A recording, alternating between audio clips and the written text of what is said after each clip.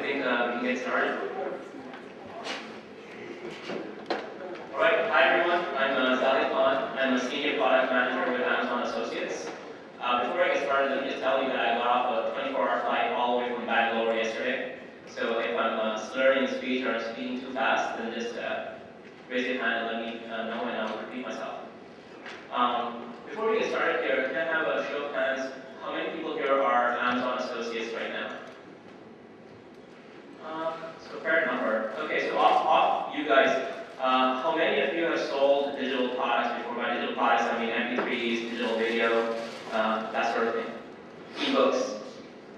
Just a little bit? Okay, so we can start here. Right, great. So today I'll be talking about selling digital products online.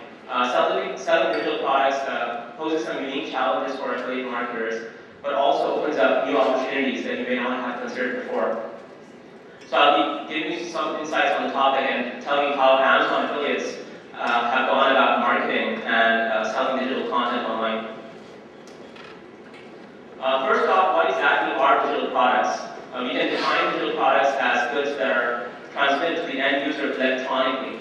This is usually via the internet, but can also be via cell phone networks. For example, downloading caller tunes and ringtones. This happens via cell phone networks, but is also considered digital content and digital product. Currently, these are some of the most popular digital categories online right now. There's music, mostly available as MP3 files, but also available in a variety of other formats, including video media, WAV, and other formats. There's digital video, and video is available as streaming content, or it's downloadable as video files, and the video files come in a variety of different formats. There's APIs, DivX, and some proprietary formats. Then you have ebooks, and ebooks again are available in a variety of different competing formats. There's the open ebook format, or there's PDF, or there's the Kindle Mobi format. And you can also download software digitally now, and it's available for a variety of different operating systems. And increasingly in popularity right now are digital video game downloads. These are mostly for PC-based games, but are also available for other video gaming consoles.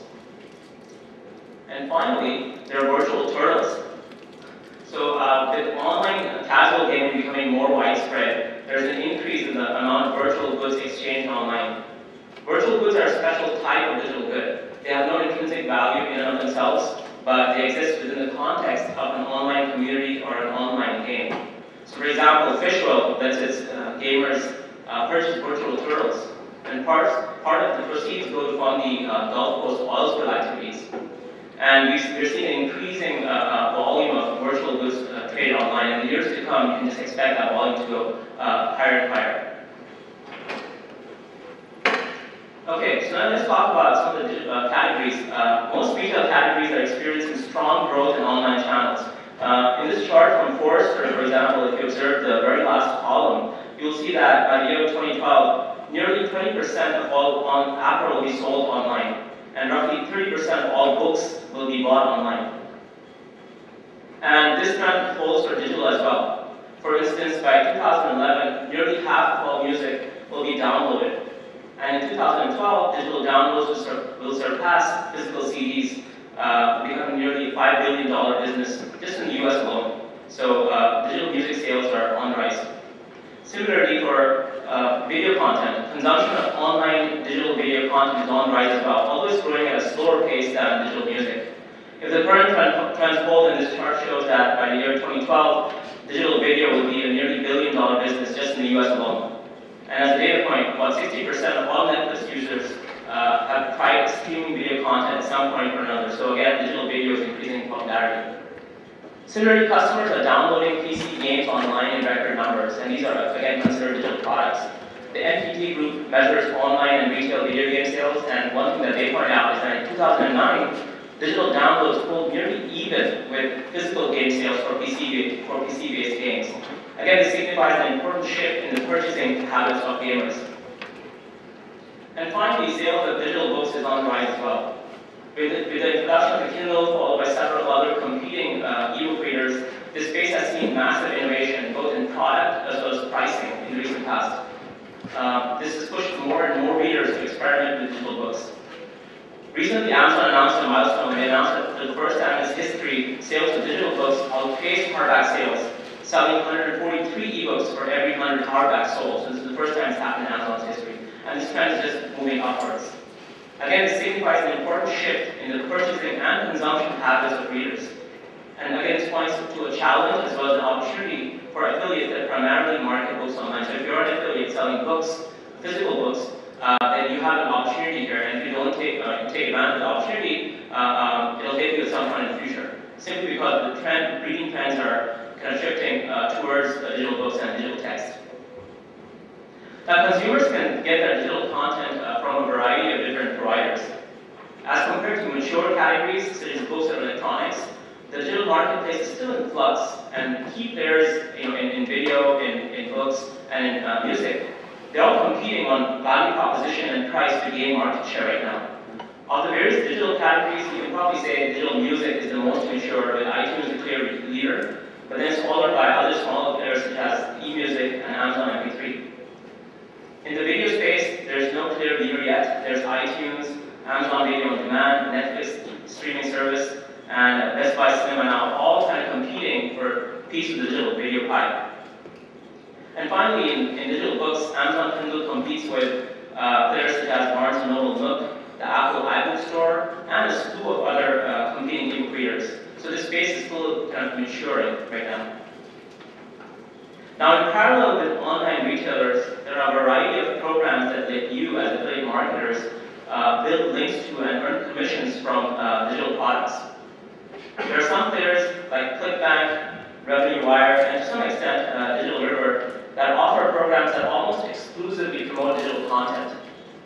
But then there are broader players such as Amazon Associates, Commission Junction, and Linkshare that let you add links to both physical as well as digital products from across retail categories. So there's a mix of players, some pure-play digital players in the dealer space, as well as more broader players, players like Amazon Associates, CJ, and Linkshare. Okay, so now that I've covered the potential of digital categories, let's now take a look at some of the challenges that you face as an affiliate marketer trying to sell digital content. The first and foremost, you'll run into the problem of a significantly lower selling price for digital content. For the same real estate, affiliates would rather promote physical products because they cost more and they're pulling more affiliate fees. So that's your first problem. Now, secondly, things like reading ebooks or streaming video content to your TV, these are all relatively newer user experiences. And lots of users just don't know enough about the pros and cons of digital content, and thus shy away from making that first digital purchase. So that's your second challenge as an affiliate marketer trying to sell digital content. Third, some consumers are sensitive to buying digital content that is protected by digital rights management software. So they prefer the more open physical variant. So for example, an ebook skeptic would prefer a physical book to downloading an ebook that is DRM protected. And the same holds for digital video. Music is more or less now open. You get music from a variety of different stores and open MP3 formats, so they're not DRM protected anymore. But for a variety of other digital mediums, such as video or ebooks and others, the bulk of those are still DRM protected, and lots of people shy away from that. Now, there's the costly matter of obtaining a dedicated or a semi-dedicated device to consume your digital content. And so that's another big challenge. For example, you need a Kindle or an iPad, for that matter, to comfortably read ebook content. Or you need a Roku player, for example, to stream Netflix video to your TV. So purchasing a dedicated device for consuming digital content, again, that's kind of an obstacle to adoption of digital formats. Finally, internet bandwidth speeds kind of hamper the user experience for certain types of digital content. So for example, streaming video or streaming music, you need good bandwidth to access this content. And this is specifically a problem in countries that don't have decent broadband speeds. So that's your final challenge, trying to promote digital products. So now, given all these challenges, how do you as an affiliate marketer go about making money off digital content? I'll next share some practices that we've seen Amazon Associates apply to successfully tackle these challenges and make good money selling digital content. Let's take low selling price first. Just browsing through Amazon, you'll notice that digital content is usually cheaper than its physical counterpart. Here's an example. This is a bestseller from this year, The Girl Who Picked the Hornet's Nest. Can you read this book? Oh, this one. It's a great book. Check it out. Lots of books, by the way, in this series are bestsellers on Amazon. So So now the hardback for this book retails for $18.48, but then you can buy the Kindle version, the ebook version, for roughly half the price at $9.99. So again, in this case, digital is much cheaper than physical. Here's another example from music. This is the soundtrack CD for the movie Inception. Again, great movie. The CD retails for about $12, but then you can download almost instantly this exact same album from the MP3 store for $9. Or even better, you can download individual tracks that you want to listen to for 99 cents. So clearly, in this case, digital is a lot cheaper than physical. And finally, here's an example from video. This DVD retails for $17.49, but then you can download the exact movie and start streaming it instantly. You could rent it for a limited duration for $2.99, or purchase it for permanent viewing for $11.99 from the Amazon Video on Demand store. So again, in both these cases, in all these three cases, digital content is significantly cheaper than the physical counterpart. And you as an affiliate marketer, if you're promoting digital content and you get a percentage of the sales price, then you're earning lower referral fees for digital content. So how do you make money selling low-price digital content? The answer is you just sell more of it. You need to upsell and cross-sell to your customer. Digital content is delivered and consumed nearly instantaneously. So this feeling of instant gratification makes it more likely that users will purchase digital content in volume, making up for the lower prices. And we see this happen at Amazon over and over again. There are certain associates that sell digital books or digital video in high volumes and raking good money, similar to people who peddle physical books or physical CDs. Here are some specific tips that I listed down here, and we've seen associates make good use of this. You need to drive traffic. For example, if you're linking to digital music, then make sure that you drive traffic to the MP3 album instead of the MP3 track. For one thing, albums cost more, so you'll make more in affiliate fees. But then moreover, we've seen that users they're just as likely to purchase the entire album having listened to just a couple of tracks, simply because MP3 albums cost cheaper than the physical CDs. So we've seen a lot of people just go for the albums instead of buying the MP3 track. So a good landing page for digital music is the MP3 album page instead of the MP3 track page. Now, similar to non-digital categories, you need to surface up and promote a product similar to the product that your viewer is currently considering. So, for instance, that book that I talked about, The Girl Who Picked the Hornet's, Stirred the Hornet's Nest, it's worthwhile to also link to other books from the Millennium Trilogy. So, for example, you can link to other books by Steve Larson while you're talking about the first book. Now, this is applicable to the physical, but more so to the digital, because digital products cost cheaper, they're cheaper, so users are more likely to bundle their purchases, and the cost of the overall shopping cart goes up, and you make more money as affiliates. And finally, you can also promote relevant products from higher selling categories. So, for instance, if you're promoting ebooks, you might want to promote digital media readers, such as the ebook or the iPad or the Nook. And again, that drives the overall value of your shopping cart up, and you earn more as affiliates. And we've seen a lot of this cross-selling in media readers or even in categories such as kitchen or sports if they're relevant. The key thing is they should be relevant to the content that you're promoting, the digital content that you're promoting. And we've seen sales happening, cross-sales happen in high volume. Now here's another tip. You should add links to the physical product whenever you're promoting digital product. On one hand, this allows your viewer to make a more informed purchasing decision because you're putting both the physical and the digital upfront for them to decide which one they want to get. But moreover, we've seen that over and over again at Amazon, lots of users like to purchase both the physical and the digital version of their favorite content. So just because you have a digital video file or a digital MP3, and you really like that content, then you're more likely to go and purchase the physical medium as well. So again, you're in a win-win situation. If you link to both the physical and the digital, the users either going to purchase one of them or more likely to purchase both. Now let's change track here and talk about something a bit different. Let's talk about trying to change user perception about using digital products. With the exception of digital music, none of the other digital categories have gone mainstream yet, and they're not gone mass market yet. Early adopters might be willing to test and experiment, but your average user is still a bit cautious about digital content. For one thing, they might miss the tangible feel of the physical product. Just yesterday, short story, just yesterday I had someone walk up to our booth at a meat market, and they were an affiliate and an avid reader, and I asked them, do you own a Kindle? Have you ever tried a Kindle?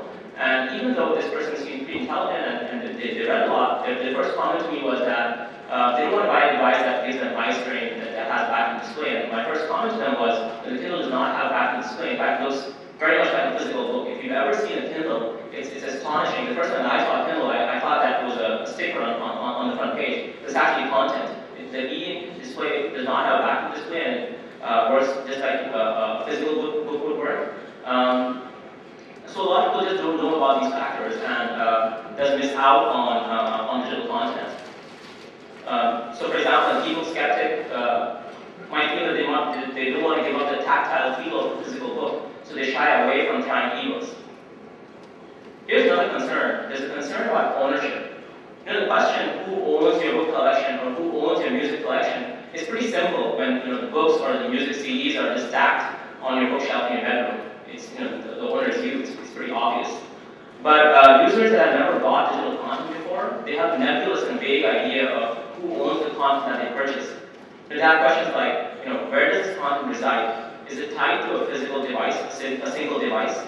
And also, is it there somewhere in the virtual cloud, not really owned by you even after you purchased it? So where exactly does the digital content reside and who owns it? That's another big concern for users. Now, most of this uncertainty about digital content arises from a lack of understanding digital products well. So your job as an affiliate marketer is to educate your user. For example, here I have some kind of value proposition for the Kindle or ebook readers in general. So for instance, to explain the issue of ownership or accessibility, you might want to point out that once you bought a big book on the Kindle, you can never ever lose it.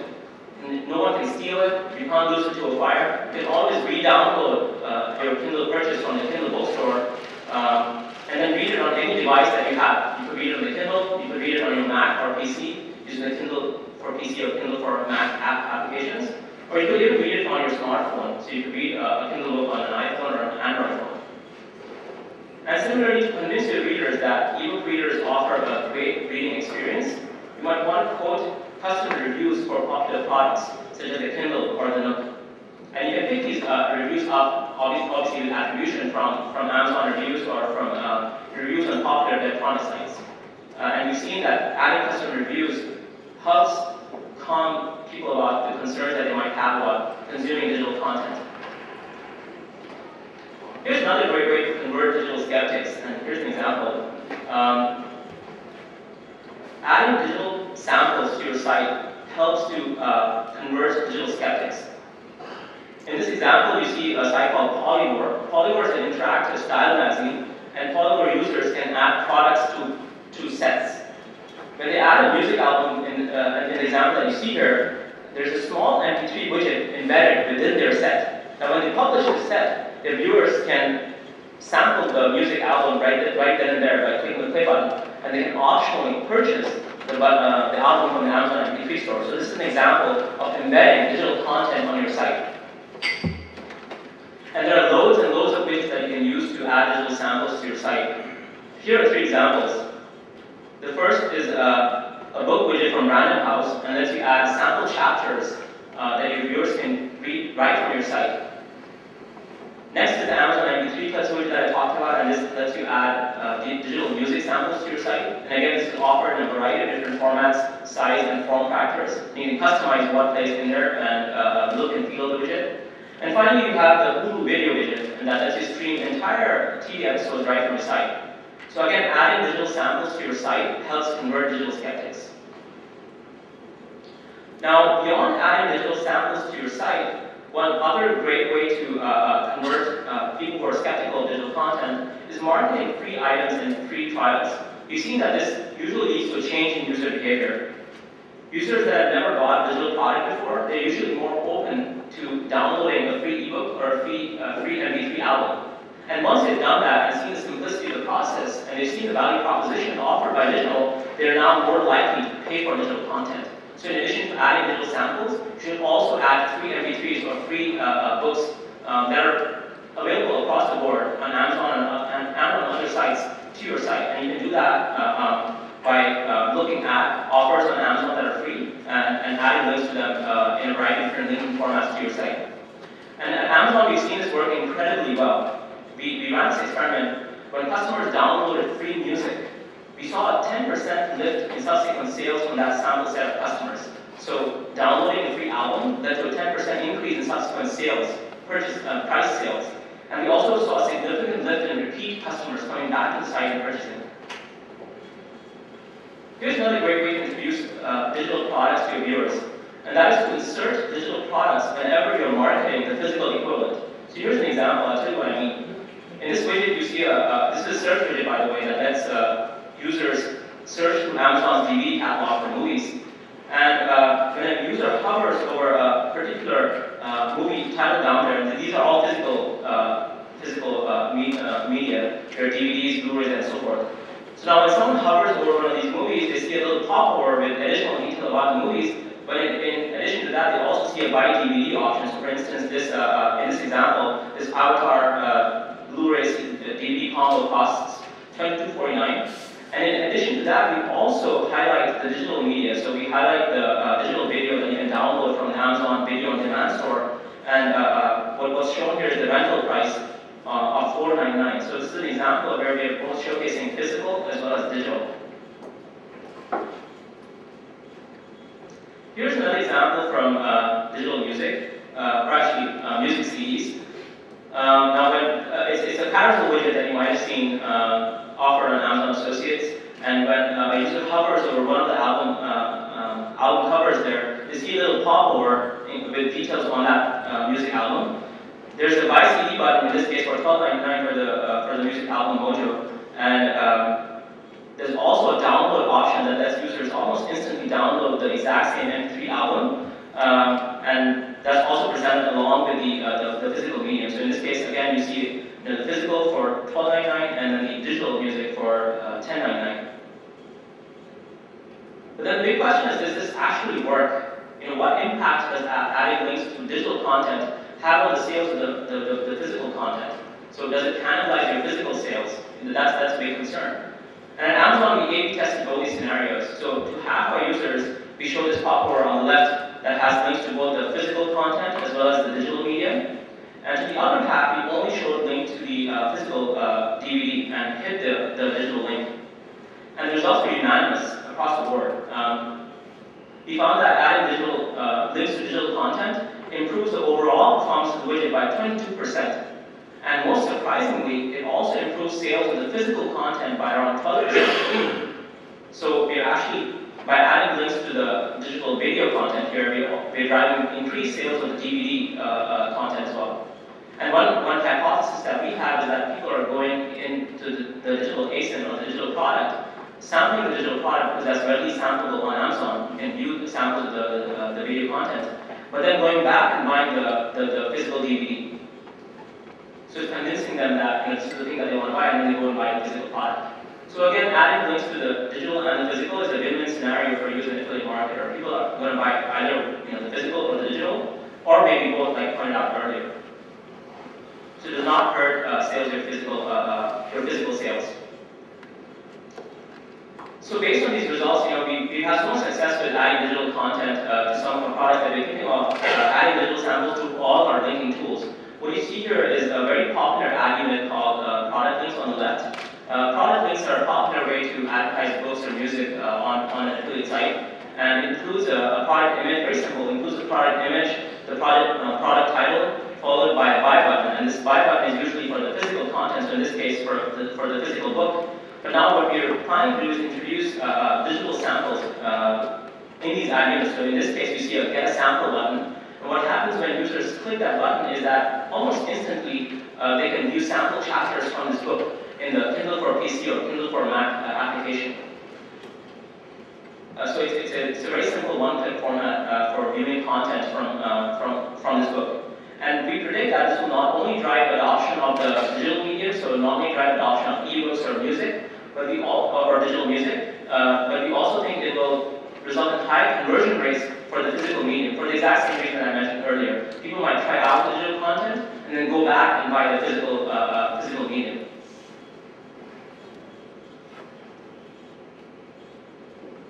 Here's one final tip on trying to change customer purchase behavior, and we've seen this work amazingly well at Amazon. If you're trying to get repeat customers to your site, then you need to dedicate a section of your site to showcasing deals and discounts. We've seen this work incredibly well at Amazon, and this is especially true for digital products. When we examined the customers shopping at the MP3 store over a 30-day period, what we noticed is that users that entered the store through some kind of deal, so maybe a discounted album or a discounted video, we noticed that that set of customers came back and shopped on the MP3 store, on the video store, twice as much as customers who did not come in through some kind of deal discount. So coming in through a deal leads to repeat purchases and repeat customers, and we've seen that happen repeatedly at Amazon. And also from a recent customer survey that we ran with Amazon MP3 customers, we found that customers value price and ease of use or convenience as the top 2 factors when they're trying to decide where they should get their digital music content from. So again, if you're sending traffic to the music store, if you're advertising music on your site, then make sure that you highlight price and convenience or ease of use in your marketing copy. Okay, so now that I've covered some of the tips to improve conversion on digital products, I want to spend a few minutes talking about the marketing funnel and how it relates to a digital product or digital content. So traditionally, these are the 4 stages of the marketing funnel. There's awareness, consideration, purchase, and loyalty.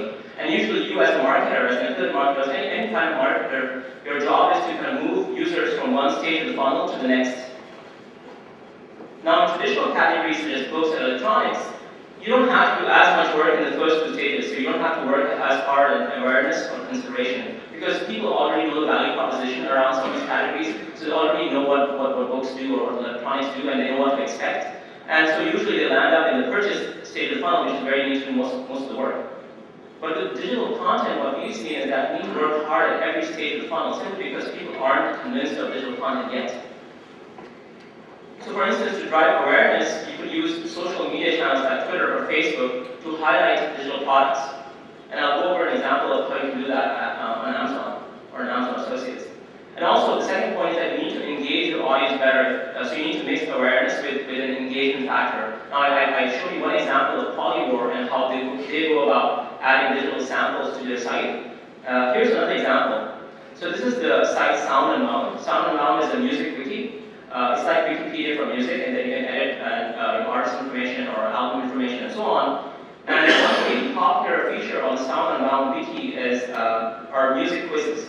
So Sound and Mound posts music quizzes on the site, and what happens there is that users get to hear a short digital sample, and then they're asked to match the sample to the albums that they presented with. So for instance, here you see a couple of albums, 6 different albums, you don't see some below the fold. And after having heard the digital sample, you're asked to match that sample to the digital album. And it's a fun little activity, and we've seen that on Sound and Mound. There's a lot of resultant and stickiness and engagement that has come about as a result of these music quizzes. Now, in addition to having the quiz themselves, users are assigned a score and score the stack rank on the leaderboard, and people compare themselves against others and so on. So there's a high engagement and stickiness factor that comes about as a result of this quiz. So that's how Sound and Mound is going about driving user engagement. So it's spreading awareness by showcasing digital samples, but at the same time it's driving user engagement and stickiness. So you've got to think about what's right for your site and how you can drive awareness while keeping people entertained on your site. Anyway, here's a tool from Amazon that lets you quickly post digital products to your Twitter stream. Because like I said, you can create awareness through social media channels by posting digital content or digital comments to sites like Twitter or Facebook. So now in this example, if you're signed into your associate's account and you're browsing Amazon.com, what you'll see is a small site stripe at the top. I don't know if it's evident there, but there's a little gray stripe at the top, and it's got lots of useful features for associates, for affiliates. And one of the features there is this button called Share on Twitter. Now, if you're browsing Amazon and you're on a digital product page that you want to share on Twitter, what you can do is click that Share on Twitter button. That'll immediately pop up a browser window with Twitter on it. And what's pre-populated is a little message, a tweet, along with your affiliate link right there in the window. So you can click post right away, or you can change the message, or even remove the affiliate link if you don't want it before posting to Twitter. So that's a useful tool to post digital content to Twitter. In the consideration phase of the funnel, you can influence your customers by allowing them to sample your digital content. So like I said, adding digital samples helps people consider digital as an alternative. And so does adding customer reviews. So for example, you can get customer reviews off Amazon or off Barnes & Noble or other sites for popular products like the Kindle or the iPad and so forth, and add that content to your site with proper attribution, of course. And what we've seen is that that leads to people considering digital as an alternative to physical media. Here's an example from HarperCollins where adding digital samples has worked really well for them. So HarperCollins has this Browse Inside widget. Browse Inside is a small little widget that you can add to your site that lets people read sample chapters from upcoming releases from HarperCollins. And what HarperCollins has observed is that ever since releasing this feature, they've seen a 30% increase in pre-orders for new releases. So it's worked incredibly well for them. Next, you can influence customers in the conversion stage of the funnel by allowing them to download digital content for free. So, marketing free trials or free content is a short way for people who are digital skeptics right now, getting them to spend on digital. So once they sample free ebooks or free music, they're more likely to open their wallet and actually pay for digital content. So it's kind of coaxing people along this conversion funnel through all the tips that I mentioned before. Also make sure that you take people to the right landing page. So for instance, like I pointed out, you might want to take people to the MP3 album page instead of the MP3 track page, simply because we've seen that converts very, very well and results in higher affiliate fees for you because MP3 albums cost more. And finally, to build customer loyalty and to get people coming back to your site repeatedly, you need to highlight price and convenience as factors to consider on your site copy. So make sure that you highlight the low prices of digital content, as well as some of the convenience factors in reading ebooks and consuming digital music content and so forth on your website copy. We've seen that that impacts users a lot, and they end up coming back to your site for getting updates and so forth. So that's basically it. I mean, if you follow some of the tips that I've shared with you, it'll have a multiplier effect on the amount of digital content that you sell. And specifically, if your affiliates market digital media such as books, music, or DVDs, you really want to sit up and take notice because a lot of content sales are shifting towards digital, and you don't want to be caught stuck in a position where you haven't prepared well. So in a nutshell, these are the 5 tips. If there's anything you want to take away from this presentation, it's these 5 tips. To recap, the first tip says basically that lots of users are still on the fence with digital. So as marketers, instead of direct selling, your primary objective is to educate your user. So educate users about the pros and cons of using digital content. Second, digital content costs cheaper. So to make up for the lower prices in volume, what you want to do is upsell and cross-sell products to your users. Third, adding digital samples to your content and then marketing free items and free trials also leads to a change in user behavior. The users who are very skeptical and never ever tried digital products before are more willing to pay for content once they've tried a free book or a free music album. So that works really, really well. And finally, if you want customers coming back to your site over and over again, then you want to highlight price and convenience in your marketing copy of your site. Because that works tremendously well in attracting and retaining customers to your site. So that's basically it. I'm open to questions that you might have. Okay, first question there. Yeah, I have a Kindle and I bought a lot of books, and most of the purchases have been on the actual device itself. Okay. Do you have any insight into how many purchases of digital books are made on the actual Kindle device versus through a web browser? The reason being, affiliate couldn't get commissions for downloads directly to the device. Yeah, that's a great question, and I think just to reiterate the question is, lots of Kindle downloads happen via the device itself rather than through the website, and you don't earn commissions right now for the device. So what's the split, purchase split between device and the website? So the short answer is I don't know the split. If I were to guess, I would assume that it's probably heavily tilted towards downloading from the device itself. So you are right. Right now, you probably don't earn commissions. I mean, right now you don't earn commissions from the device itself. There's no reason to imagine that in the future, as more and more people shift towards purchasing digital content and purchasing digital content from their devices, that we'll tie in some kind of affiliate program to the device itself. It's certainly possible that that might happen in the future. Thank you. Another question? Yeah, sure. This one? Yeah. So how many of you are seriously considering marketing digital content? Okay. So can I have your take on it? What kind of website do you run and how do you want to approach marketing digital content?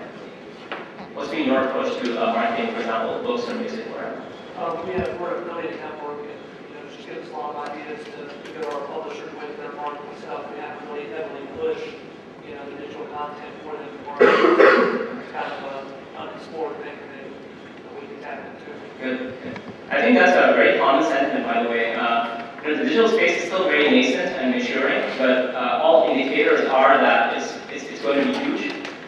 So people that are kind of testing the ground, so to speak, testing the waters, they're doing the right thing right now because sooner or later the pendulum is going to shift towards digital. And if you have a strategy in place and tools in place that let your users both get digital samples as well as physical products, then you're in a good spot right now. And then you can see how the industry shifts and take appropriate moves as necessary. You're probably doing the right thing right now.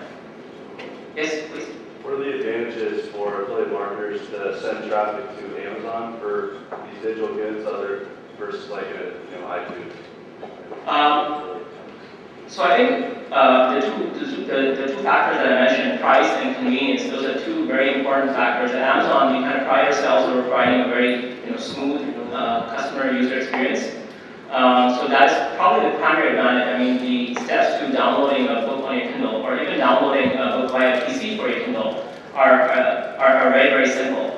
You don't need any dedicated software or anything like that. You immediately go to the Amazon website and download Kindle content or download digital music content. So I think ease of use and very, very competitive pricing is what Amazon offers.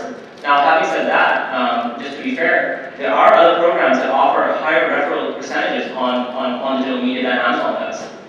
So for instance, for iTunes, I know that they have a longer cookie duration as well as a higher referral percentage for digital music. So as affiliates, you want to research and investigate before kind of investing all your links or your affiliate links with one retailer. So that's a good point. So do your research, figure out, those are the two biggest factors, what's the cookie duration and what kind of referral rates are you seeing.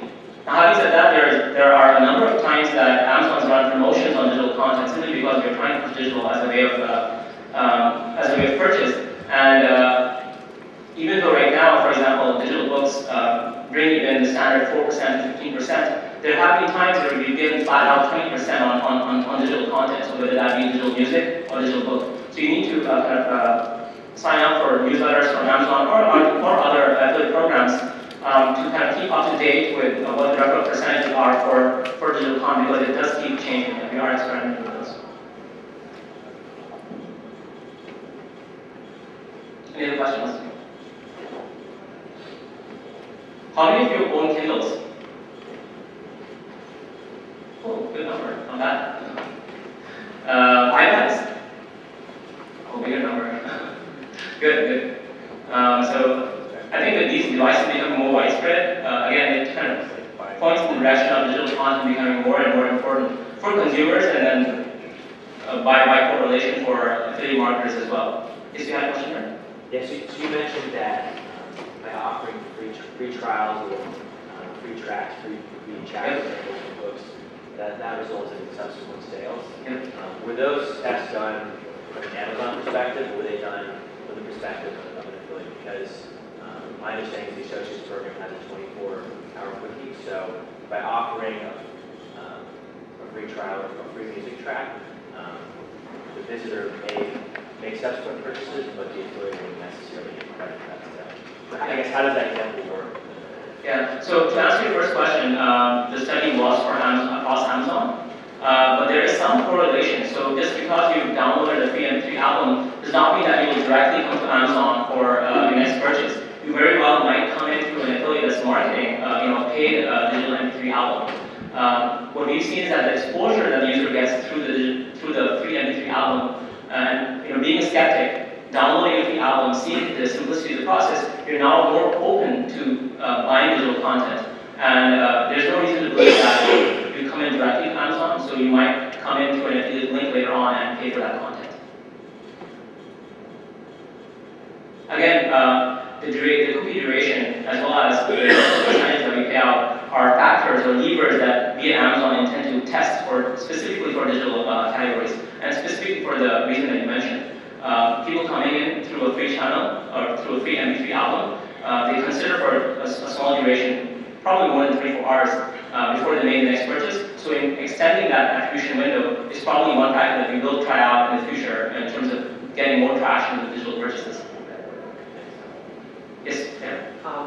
On your normal items, it's usually a session-based instead of cookie-based. So if they close your window, then you do not get credit for an Amazon purchase and they come back later. Is that the same for the digital products, or are you managing it differently? No, so it's exactly the same, and it's not true that once you close your browser window and you come back to the browser window that you lose your affiliate session. It's only if you clear your cookies, and most people don't do that. It's only after if you clear your cookies that you lose the session. So if you were to close your browser window within the 24-hour duration and reopen the browser window, the affiliate session still holds because we store the information in the cookies. So it's only if you clear the cookies, and that's very rare, that you lose the affiliate session. And that's true for physical as well as digital right now.